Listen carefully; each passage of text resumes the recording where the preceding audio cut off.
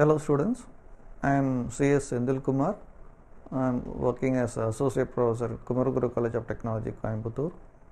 So today I am going to give you an introduction for the topic industrial engineering and take you through the topic on the how the industrial engineering is applicable to the industry, how it benefits to the management, how the operations can be streamlined.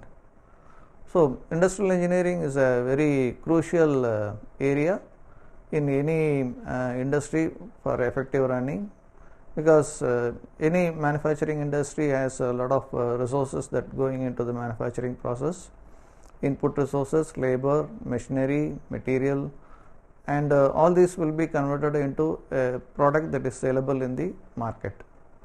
So, an effective production technology is highly vital. So, industrial engineering will play a vital role in bringing out this effective management of resources. So, industrial engineering will ensure quality, quick response, and reducing the lead time for manufacturing any product. So, lead time is from inception of the product to the sale of the product. So, this has to be brought down to have a quick response in the system. So, industrial engineering is a widely used concept that is applied over industries for macro analysis and micro analysis. And industrial engineering it deploys a lot of methodologies in it, like method study, work measurement, etc., to analyze the situation or context in the micro level or in the macro level. So, industrial engineering is useful for both the supervisor level management and the top management, and also to the workers to understand the nuances of the manufacturing process. It will eliminate the effective and ineffective processes, and it will help you to separate the effective process out of ineffective process and make the total system very effective, and utilization will be better, and manufacturing efficiency will be better. What is industrial engineering? And try to understand a few basic terminologies. Production, that is the first terminology. Process and methods used to transform tangible inputs like raw material, semi-finished goods, sub-assemblies, and intangible inputs like ideas, information, knowledge is transformed into goods in the production process. Resources are used in the process to create output that is suitable for use or has an exchange value. The second terminology is the efficiency. Comparison of what is actually produced with what can be achieved with the consumption of the same resources with set conditions is called as an efficiency. It is numerically given as a ratio between the actual output and the capacity. Productivity is the next important terminology. It is a ratio between output level and volume of input. It measures how efficiently inputs like labor, material, capital are used to produce a given level of output. So, this productivity provides insight into how to capitalize on the same input resources to achieve a higher output or achieve the same output with reduction in the consumption of the resources. Productivity is considered as a key metric to assess industry's growth and competitiveness in the current highly competitive market environment. So, industrial engineering is defined in a number of ways. The Institute of Industrial Engineers defines industrial engineering as follows. Industrial engineering is concerned with the design, improvement, installation of integrated system of people, materials, information, equipment, and energy. It draws upon the specialized knowledge and skill in mathematical, physical, and social sciences, together with the principles and methods of engineering, analysis, and design, to specify, to predict, and evaluate results to be obtained from such systems. There are a number of concepts that is adopted in the industrial engineering. To cite a few concepts, one is enterprise resource planning, second one is customer relationship management, third one is supply chain management, fourth business intelligence, and fifth system dynamics.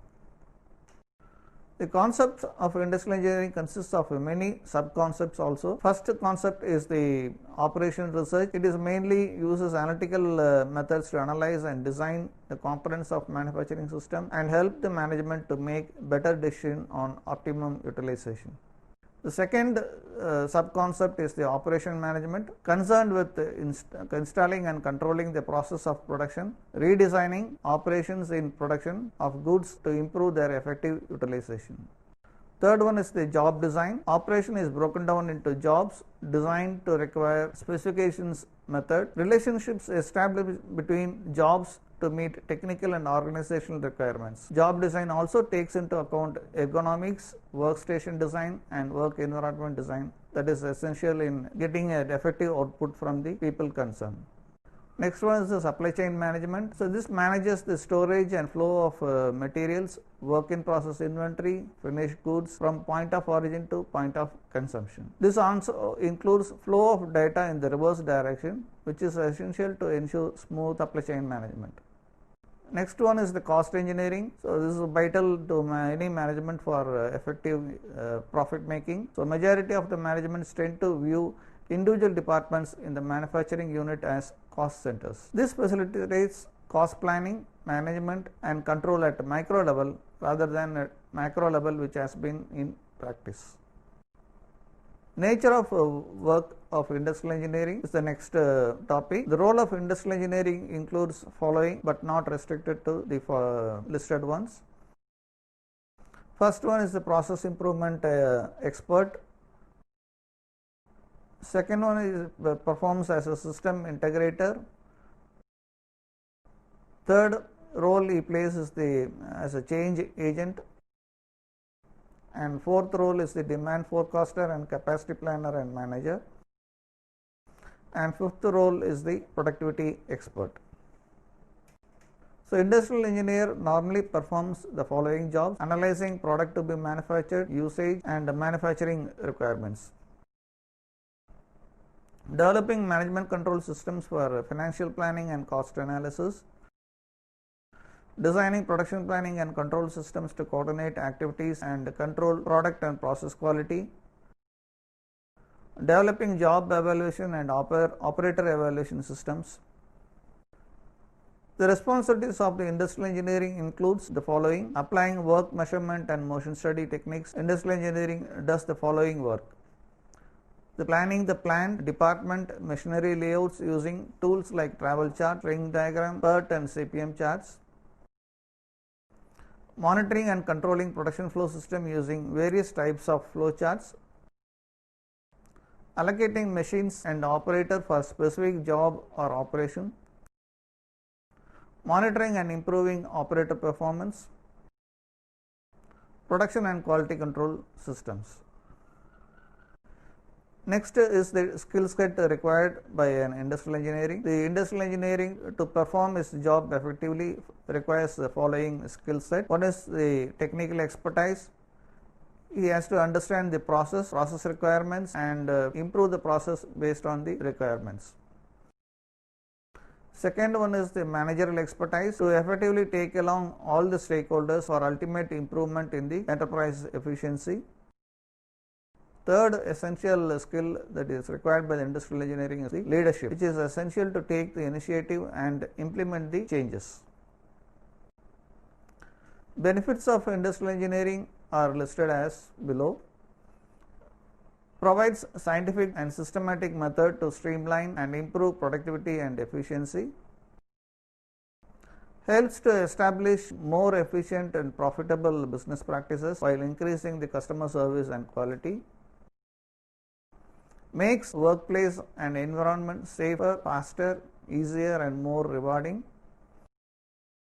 Management can also analyze processes and improve them through optimization and waste reduction.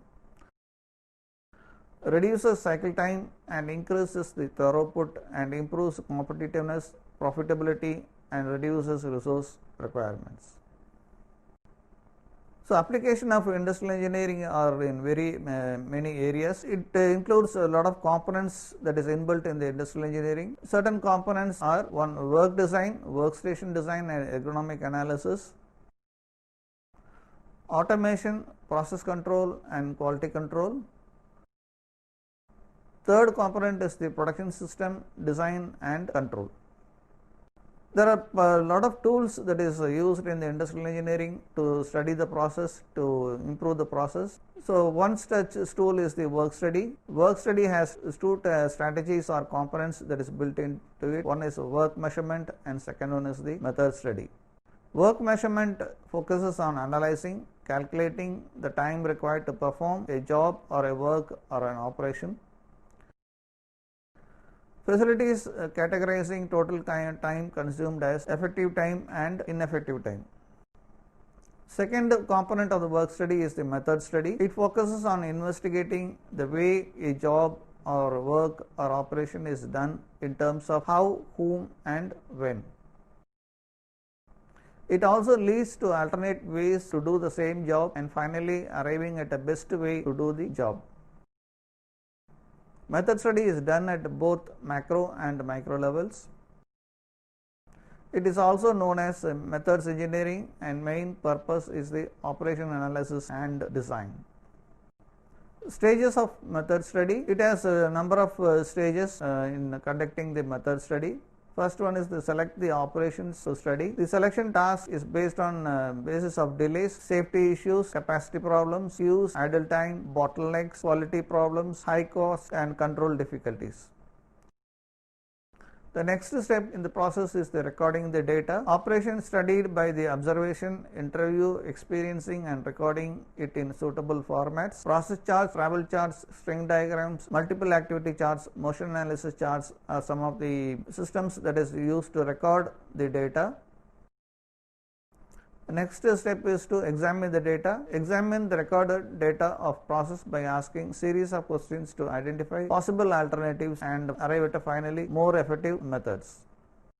So, the questions can be based on one purpose, that is for what purpose a job is being done, why it is being done for that particular purpose, what else could be the purpose and for what purpose the job should be done. Second one is the place, pertaining to place. The first question, at which place the job is being done, and the subsequent alternate questions could be why that particular place, where else it could be done and where it should be done. Third one is the sequence. The first primary question is when is the sequence job is being done, why that particular position, when else in the sequence job could be done, when exactly the job should be done. So, these questions provide the primary questions and alternatives, and the last question in each of the list gives the final solution to the problems.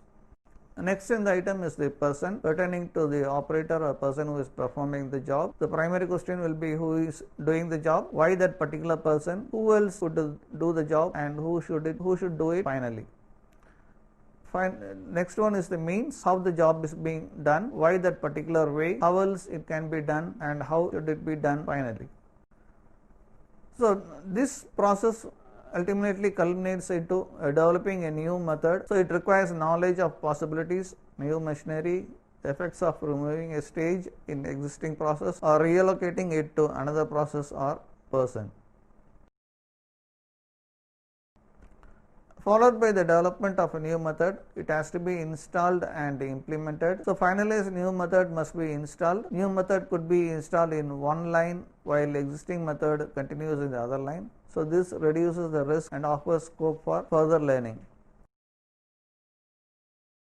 The next step will be to maintain needs new sequences of operator action, probably different perspectives. Every member of team needs to be committed to new method. Process charts need to be updated with new method, associated documents modified. Motion study is the next area in the work study. Motion study is used to design a workstation or work environment. So, this design includes the workplace layout and environment, the tooling and equipment, that is work holders, fixtures, etc. Motion analysis helps to design work method, workplace layout, tools and equipment arrangement. So, in this principles of motion economy is used as an effective process. Principles of motion economy applies to use of human body. It pertains to both hands should be fully utilized It stipulates two hands should begin and end their motions at the same time. Motion of the hands and arms should be symmetrical and simultaneous. Work should be designed to emphasize the worker's preferred hand. Worker's hands should never be idle at the same time. The principle consists of smooth, continuous and curved motions rather than straight motions with a sudden change in the direction. The second principle applies to the workplace management. The third principles apply to the design of tooling and equipment. So the principles of motion economy facilitates the industrial engineering to reduce the fatigue level in the operator by proper design of the workstation. So here they are using the normal working area and a maximum working area concept. Normal working area will facilitate the works design to be done with a minimum fatigue level, so because there is no undue movement to the body or hands and limbs of the worker. When it goes beyond the normal working area, it has to be again restricted within the maximum working area. So maximum working area of course will increase the fatigue level of the operator, and accordingly suitable allowances has to be given to overcome the fatigue level. So this will further stretch the lead time or process cycle time. And industrial engineering uses the flow charts, grid charts for process design and layout design. So this chart has certain standard norms, is indicated by certain standard symbols also. The start end of the process or input and output of the process is indicated by a rectangular shape. Process steps or stages is indicated by the rectangle symbol. Material flow or process flow is indicated by the arrowhead, and storage is indicated by the inverted triangle. There are a lot of flow charts that is used in the industrial engineering. To cite a few: material flow chart, string diagram or travel chart. This is extensively used in the design of a industrial plant. Operation chart allows the industrial engineering to visualize the sequence of operations or sub operations depending on whether the study is done at a micro level or a macro level. The process chart helps the management to identify value added and non-value added activities. These non-value added activities has to be reduced or eliminated in any process to cut down the cost of production. This can be done by modifying and eliminating non-value productivity of the industry can be improved upon. So this will effectively result in reducing the cost of production. While a multiple activity chart helps to analyze the utilization of more than one resource and arrive at the best way to utilize the multiple resources. For example, a product can be processed in two different machines. So these multiple activity chart will help you to schedule and process through different machines at the same time. When a time scale is added to these flow charts, the flow chart becomes a grid chart, and this grid chart will facilitate calculation of shortest possible time for performing any job. The next tool that is used in the industrial engineering or work study is the work measurement. So it is basically a process of establishing time given a given task would take when performed by a qualified worker working at defined level of performance. So the qualified worker is defined as a person who is equipped with knowledge and skill to perform the job at a defined method, and a defined level of performance is defined as a performance level that is acceptable as a normal output level. The basic procedure, irrespective of the particular measurement of work measurement technique that is being used, consists of three different stages. First one is the analysis phase. The job is divided into convenient components known as elements. Each element should have a definite start and stop. So this will help you to do the analysis at a micro level. The second phase is the measurement phase. So specific measurement techniques can be deployed to establish the time required by a qualified worker working at a defined level of performance to complete each element of work.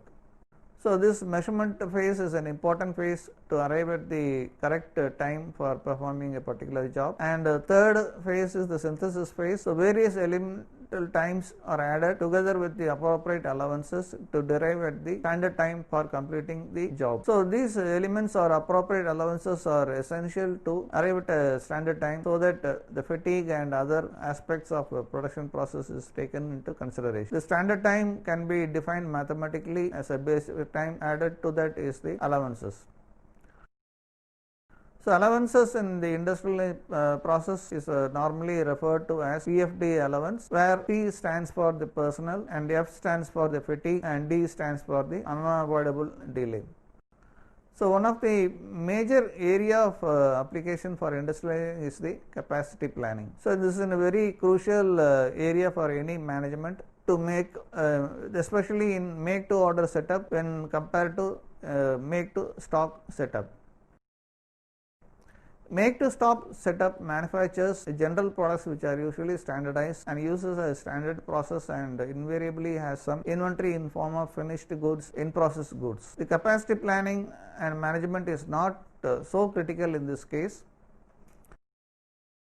but however in the case of make to order, goods are made as and when required and hence capacity planning becomes more critical.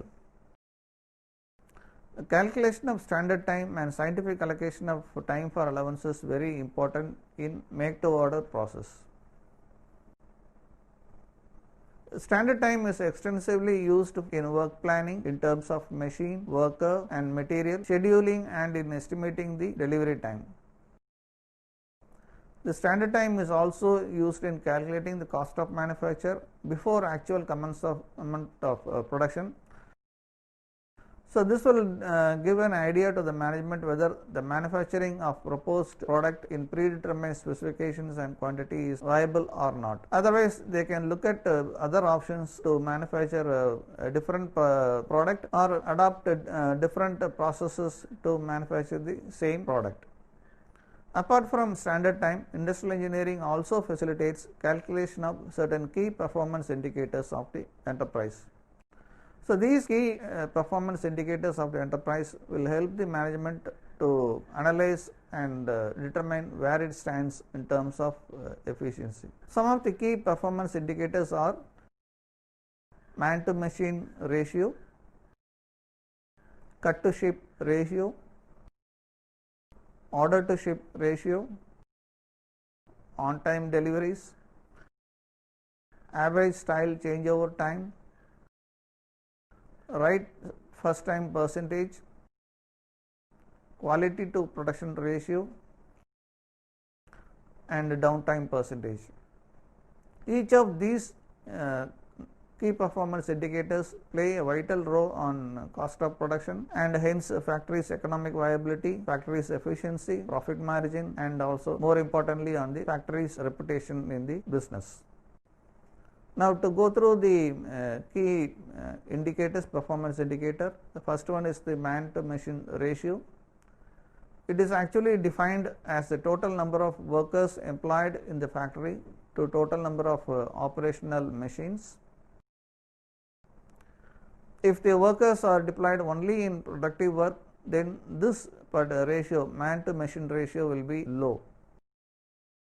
And as long as this ratio remains low, the profitability of the entire process will be higher because the labor cost will be at a lower level. And on the other hand, if the factory employs significant number of workers as quality checkers, helpers, material handlers, etc., which are concerned to be non-productive work, then man to machine ratio will be high. The management has to take a judicial decision whether to go for a higher number of workers, which is also an essential to have an effective production system, and it can take a calculated decision on how much labor has to be deployed so that it can keep the labor cost and cost of production at a minimum level. The second KPI is the cut to ship ratio. It is actually the ratio between the total quantity cut and total quantity actually shipped to the customer.